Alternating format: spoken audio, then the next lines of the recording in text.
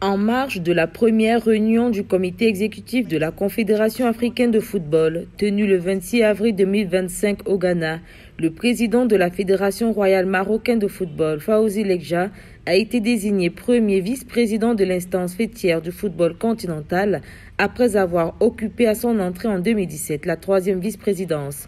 Cette nomination confirme le Maroc comme acteur structurant du développement du football en Afrique.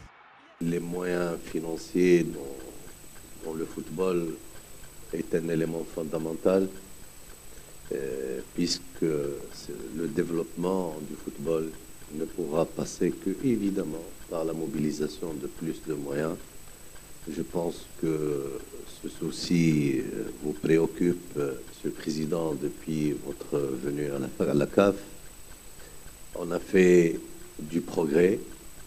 Ce qui est important, c'est que les marges du progrès sont énormes. On pourra faire mieux. On doit le faire. On doit faire mieux. En plus du comité exécutif de la CAF, Fawzi Lekja, 54 ans, a été réélu le 12 mars 2025, membre du Conseil de la FIFA. Son ascension au sein des plus grandes institutions du football mondial démontre à suffisance les ambitions du Maroc et sa volonté manifeste de promouvoir cette discipline. On est le continent qui a le potentiel footballistique. On a besoin donc de travailler ce potentiel pour évidemment être dans le carré des grands, pour assurer le leadership footballistique mondial. Outre Fawzi Lekja, le Ghanéen Kurt Okraku a été nommé deuxième vice-président.